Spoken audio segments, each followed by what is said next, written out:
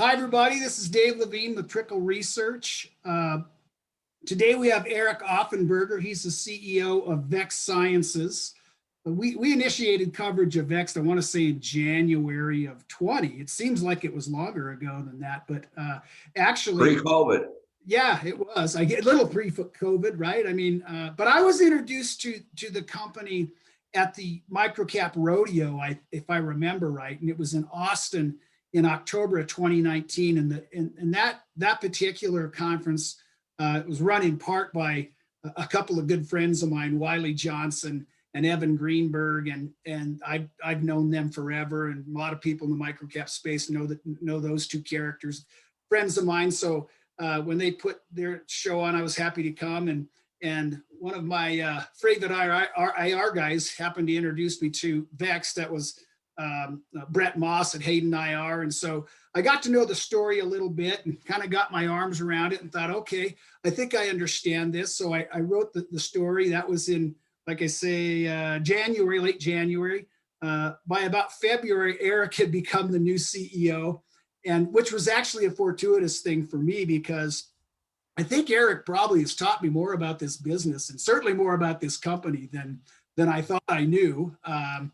Actually, just to backtrack on that a little bit, I'm in Denver, Colorado, which has sort of been ground zero for some of the cannabis stuff. But Vext was actually the first story I've ever written in the space. I've added another one since, and I actually did cover Grow Generation, which was actually a hydroponics store group. Great story, has worked tremendously well. But at any rate, there were a lot of nuances to the industry that I had a hard time getting my arms around. So it's part of the reason why I never followed. But I like the Vext story in the sense that they had built a brand. I think branding is going to kind of carry the day in some of this stuff going forward. So that was important to me. They also were involved in kind of the integrated bits of the business, from cultivation to processing, and then retail as well. But I think it's a unique story. There are some elements to it that I think have some clear catalysts, Arizona being one of them. But I'm just going to kind of go through a couple of those high level things with Eric. And I just want to say before I start that, I talked to lots of CEOs. I covered many companies over the years. And one of the reasons I really like covering Vext is Eric is just he is a really, really great citizen, I think. I mean, I think he's been really good for Vext. They just recently raised $20 million and the stock's actually gone up, which is, I guess doesn't always happen. And, I just really think he's positioned the company well, and certainly even much better than when we first started covering it. So it's always great when you get in the middle of something and things actually start to work out and move forward instead of back up. So it's really been a pleasure, honestly, covering the stock and being able to have these conversations with Eric. So Eric, the first thing I wanted to talk about a little bit, and probably the more important thing to the story right now, is just Arizona. I think there has been a little bit of a catalyst here because of Arizona on the recreational side. They're passing recreational. I think that has some implications for your company. I'd be interested to hear kind of your view on that and maybe how that helps. And then anything other color. I've said in the coverage that this is a little hard to model and cover because Arizona has some unique laws, just like most of the states, their own unique laws surrounding sort of who can own licenses. So can you just give us a little bit of Arizona, sort of where you're at, and maybe how rec has sort of impacted that as well? Yeah, absolutely. So first off, thank you, David, for the kind comments. So I've also enjoyed our interactions and our discussions and stuff. With Arizona, we've been here since 2013. What the adult use has really done is it increases that patient base.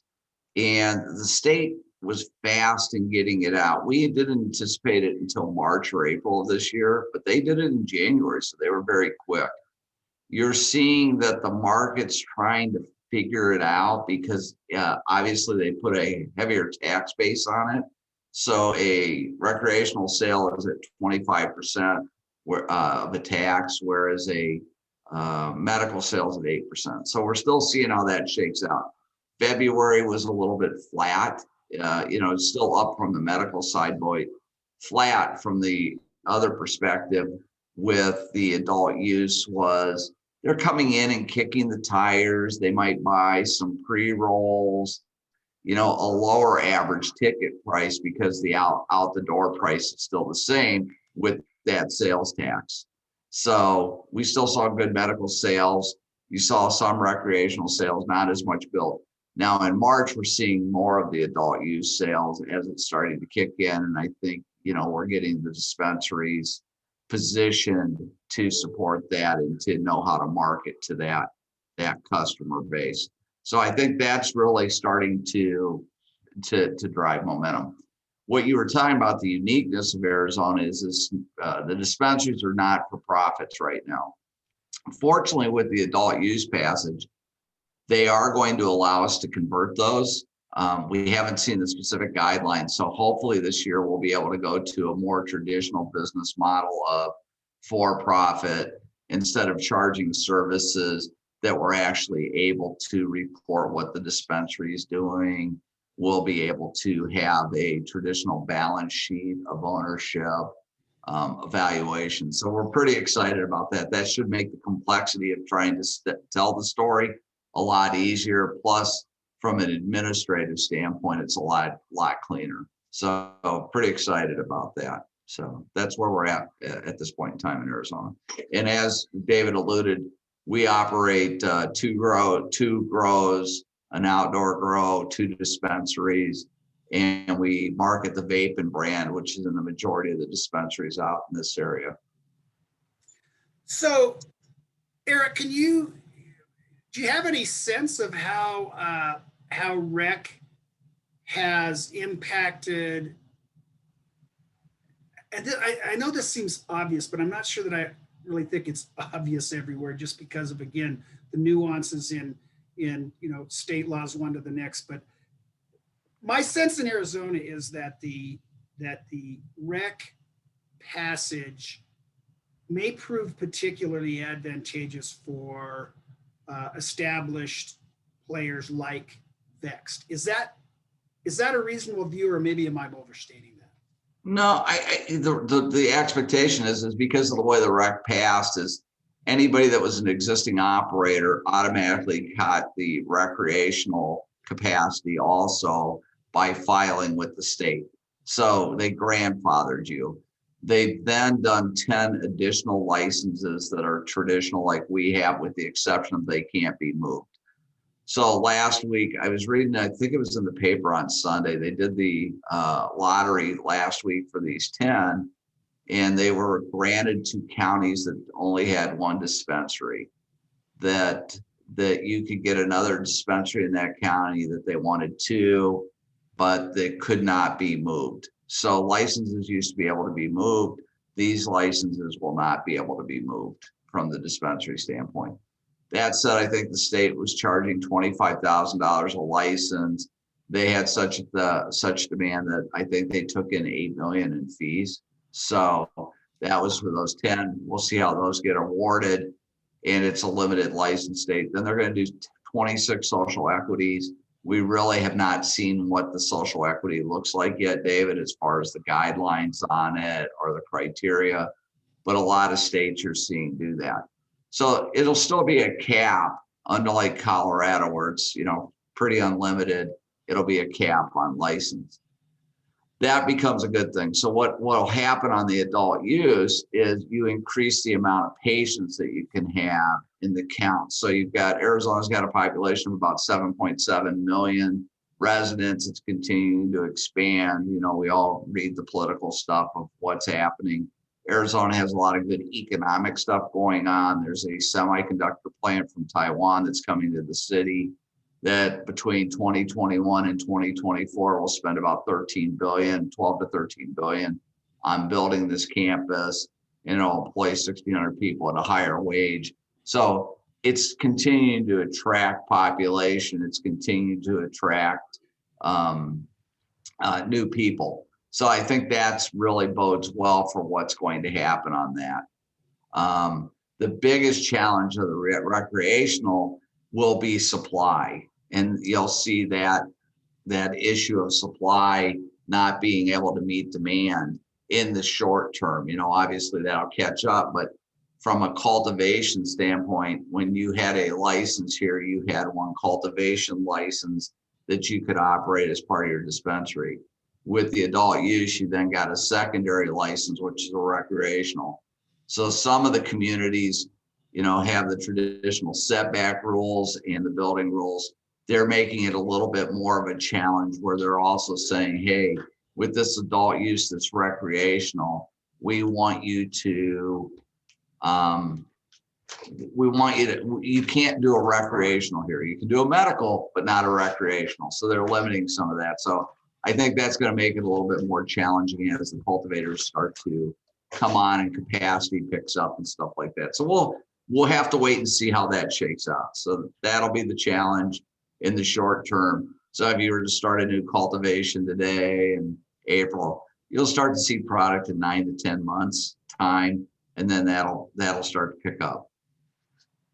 But obviously, so with when you made your second acquisition in Arizona, that also though included some cultivation stuff that kind of added to this piece that I'm not sure people really recognize. Yeah, what was attractive to us when we look at it, unfortunately, because the chairman and the founder, this is really his area. He's good at the real estate, and he understands commercial real estate very well. So one of the things that we looked at when we did an acquisition was going, wow, we get an indoor grow that, the people really know what they're doing. But what we really picked up was an outdoor grow on that property. And the people that had been running that dispensary really knew the outdoor market, had a familiarity with how to grow it.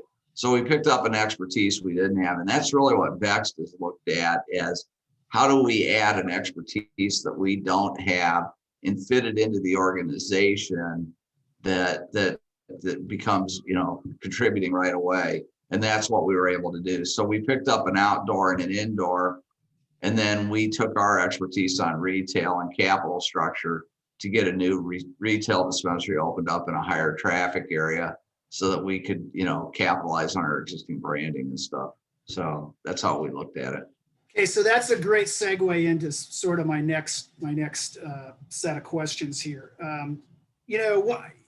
If you go back through the Vext story, I think it's fair to say that the focus has largely been on Arizona, but there have also been a lot of pieces added along the way, or that you've attempted to add. And I say attempted to add because most of the stories that I've looked at, I think everybody's trying to figure out how to sort of leverage expertise. Maybe it's capital, but just try to leverage what they have in the space or what they know in the space to other jurisdictions. And then we get into that issue of different laws and so on and so forth. But clearly, Vapin has attempted to go take some portion of its assets, intellectual know-how, tribal knowledge, brands, and get into other jurisdictions. And probably, obviously the most topical of those is Ohio, because you put something out about Ohio recently. Right. So I'm just kind of curious if maybe you can give us a little bit of overview of Ohio specifically, but then maybe sort of some of your efforts in some of those other places. And not to complicate the question, but I think that it sort of begs the question. You raised $20 million here fairly recently, and I don't think you did that to put it in the bank. And I'd like to think that some of that's obviously earmarked probably for improvements in Arizona or whatever, but certainly some of it has to do, I'm guessing, or is going to be deployed in other jurisdictions. So I know that's a mouthful, but maybe you can pull some of that together. All right, yeah, I think I can. So let's look at it kind of in two different things. When we looked at a growth strategy, going, we didn't have a tremendous deep pocket or a big war chest or whatever you want to call it. We'd done things here, we funded it as we went. We did it out of operating capital. Vext has always been profitable since 2016. So we're very good stewards of what we did. We also knew in the space that the cannabis space would remain fragmented. We felt that it would stay decriminalized on a federal level, wouldn't go to legalized. So you'd still have states setting up their own rules, their own operating. People would get licenses, wouldn't know how to operate, would continue to seek out partners. We felt that that was a good strategy because from a capital standpoint, we limited our capital, we limited our exposure, and we get into a market with somebody that's a partner that has a vested interest that lives in the community. That's what we did. That's how we've structured it up to this point. Now, Ohio became a little bit different because if we wanted to do retail, we've always said we wanted to be in retail. If we were going to try to do retail, we wanted to be in a state that was a little bit more of a limited license or a controlled state.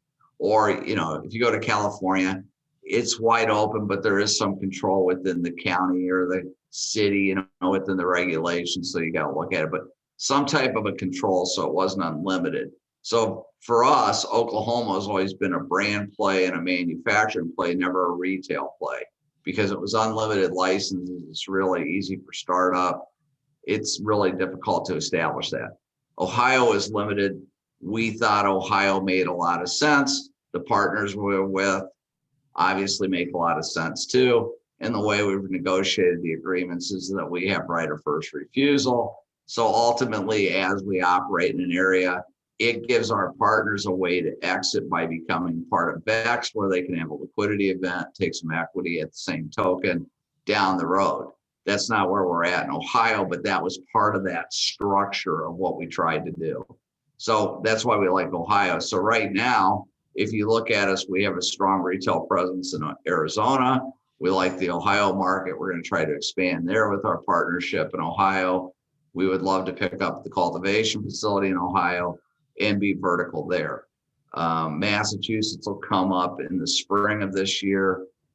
We see that as another good market that's, while it's not limited or limited, it does have some aspects of it that are limited, where you can only own a certain amount, the amount of cultivation, the cities, the municipalities have a difficulty of ease of entry in that. And we've picked a good partner out there too. So that's really been our focus and our strategy.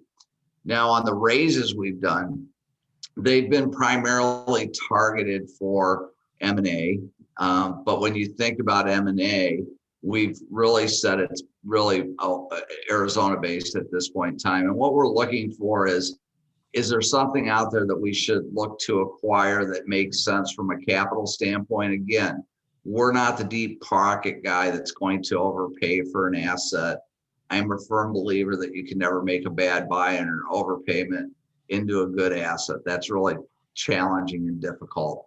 So we're always looking to make sure that it makes sense. We're also looking to make sure that it makes sense from a part of the team and how it gets deployed. So that's one path you can go on the acquisition. The other path, as I talked about in Arizona, was on the supply side. So you could be making the acquisition too of infrastructure of controlling your capital or controlling your cultivation, if you would, of being able to increase your growing capacity. So we've always tried to make sure that our cultivation can support our retail stores. As demand grows, you will need more cultivation or you will be buying it in the open market. So you have to decide which way you can control it. So with those two paths, our M&A strategy really is looking at both to see which one makes itself available first for us to do that strategy, with the idea that if you have the cultivation, you can now support your existing retail stores and potentially more retail stores that you add on. Or if you find a retail that has a cultivation similar to what we do, now you can build on from that. So I think it's got those two paths right now. So Ohio, we've been doing it from existing cash flow from operations, not necessarily from the M&A. The M&A has been deployed in Arizona to shore things up and to continue to look. But if something opened up in another state that met that criteria, or something that looked like it'd be a nice add to the Vext story, we would certainly look at that, to see if it's a good add-on. I mean, I think, David, to a large extent, that's my job, is to look at how can I increase shareholder value and make sure that I protect shareholder capital. So, all of the above are open. So you've answered two of my next questions, but just kind of, these are sort of on the bigger picture, I guess. And then I'll let you go. But how do you see federal regulation? You sort of alluded to it, and I think you're right about decriminalization, and I think that probably is what most of the states are hoping for. But I'm just kind of curious, as you sort of talk in your circles, what people think about the federal side of this. I think, I always make the comment, I made a comment to you before, is my crystal ball is not any better than anybody else's. I just see one in the mirror when I look down, but my point's this I look at it really from the states, and I've been fortunate in my life. I've lived in about 15 different states throughout my life. If they're a state, they're going to want to try to control their revenue and their employment strategy. Once you decriminalize this, they can continue to do that, and you can take away some of the social stuff. You can open up the banking and try to get some of the capital situation to be more normalized. You see a higher usage or cost of capital in this than you would in a traditional business. We don't have credit card processing and all that. Those things, are a little bit more difficult. So what I think will happen is that they will decriminalize it. The federal government will still keep that 280E in place to be able to tax at a higher rate and not allow a deduction for retail operations and what you're doing to the end consumer, because they like that tax stream. And I think, oh yeah, that's right. They're going to propose an additional tax increase. So I don't see them giving up that revenue stream. So all these guys who think 280E is going away, I'm not signing up to believe that. I think 280E stays. That's an easy sin tax, and it goes about its business. That said, I don't see the states like going, hey, let's go ahead and legalize this, because now I think that you create the Commerce Clause in the Constitution, and you're starting to litigate, and people from Oregon will want to try to ship their flour all over the country, and you'll see other industries want to get into it. And does pharmacy start selling it? Does Walmart start selling marijuana? And then you make it, less attractive to somebody that's got a retail setting. And then from a state standpoint, now I jeopardize my employment, because we do employ a lot in this industry, and it's been a good employment base. And with COVID, it's been consistent from a tax standpoint. So that's why I believe what I believe. If I'm wrong, the whole game changes, because now you get into heavy, I go back to my days at Land O'Lakes or Coca-Cola. You would set up a central distribution unit, and you can ship this stuff everywhere, right? It's relatively straightforward, relatively simple. Or they can take and make it as a pharmaceutical and do it synthetically and, all that stuff. I don't see the industry going that way. I think that would be very detrimental. So I'm not a fan of let's legalize this. I'm a fan of let's decriminalize it, open up the banking. I think that's a bunch of junk. And then recognize it for what it is. And, people use it for medical purposes. And I've seen this firsthand, being in the industry for a little over right around 3 years now. You do see people that actually get benefit from this. We treat have a lot of people come into our stores that are cancer patients or whatever, and they use this product. And that's one of the things we did, David, when we went to the adult use, is my retail operations people were very, very concerned about making sure that we did not treat their patients anymore. So from 8 till 12 every day, we only service medical patients. That's it. So we give them exclusivity to the store and make sure that we're giving them good customer service. And then from 12 until 10, we're open up for recreational. And I think that's been really a positive thing for us, so that's it. So, okay. So tell me, I know that you can't, you've already kind of gone down this road a little bit, but give us some sense of sort of what we should expect out of Vext over the next 12, 18 months as we move forward here. And now the game's changed a little bit because you have capital finally, and just give us some sense of what that roadmap looks like. I know you can't tell us a lot, but whatever you can. Well, it's hard to give guidance on this thing because, you still don't know exactly how it's going to fit. But I think if you look at Vext's third quarter that is public out there, at vexscience.com, if you look at what the third quarter results were, and you'd say, okay, you had the store 2 out of 3 months, I think we'll continue to trend along that way. The market will continue to increase. Those things will all happen. I think once we become a for-profit and a not-for-profit, you can do more of a traditional leveraging of how you operate the stores and how you do stuff. We'll still have licensing, but within the recreational thing, they've introduced a thing called a dispensary agent, or an FA, actually a facility agent, where you can move people between your stores a little bit easier, so you can balance your operations more versus siloing them. Okay. So I think some of those things will come into play. I think Vext will continue to do that. We will definitely expand our footprint, whether it's in our cultivation or whether it's in our storefronts. We will continue to expand that way. That's what that capital does for us. And, obviously you see it in the market, and that I think we'll continue to operate profitably. I think more and more operators are starting to get to that point where it's no longer just about growth or how much I can do in sales. It's what, what's the profit look like? So I think all those things are positive.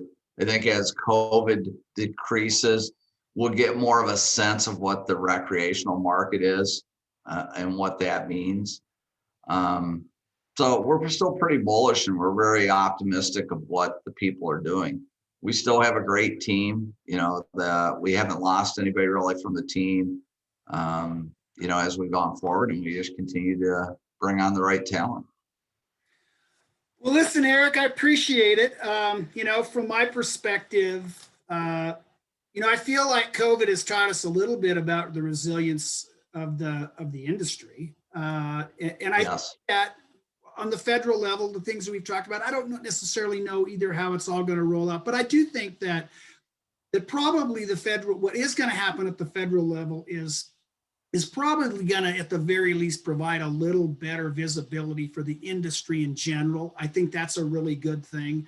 I think from your perspective specifically, I feel like Arizona, the rec thing, I think that's a little bit right place, right time, although you've been there a long time. So, yeah. So that, that wasn't just, you didn't just do that overnight. So you've been there, but I feel that way about the stock. So, and I feel like the industry, I think you're right. It's starting to normalize a little bit, starting to turn into a more traditional kind of industry with, traditional problems, from supply chain things to branding and the importance of those things. I think you're really situated really well in terms of those things. And like I say, as the industry, seems to gather visibility, I think that's a really positive thing for you as well.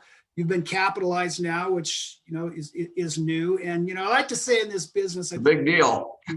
Yeah. I mean, I think that's great for you. Obviously, you're not having to, live hand to mouth and bootstrap everything together. So that's positive.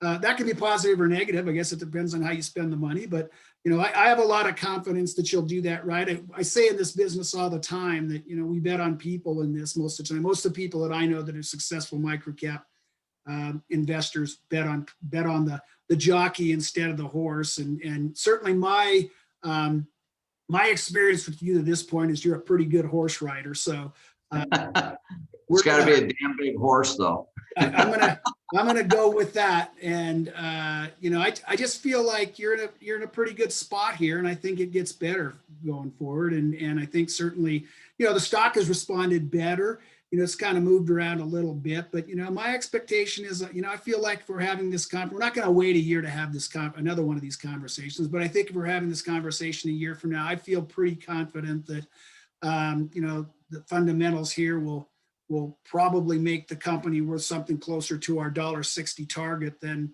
the current whatever 70 or 80 cents or whatever it is today. So that's my view. But listen, Eric, I appreciate it. And as we move forward here, we're going to try to see if we can't get you on again and have you catch us up a little bit in the future, if that's all right. That's perfect. David, always a pleasure. Thank you, sir, for your time. Thanks, Eric. See you. Okay, bye.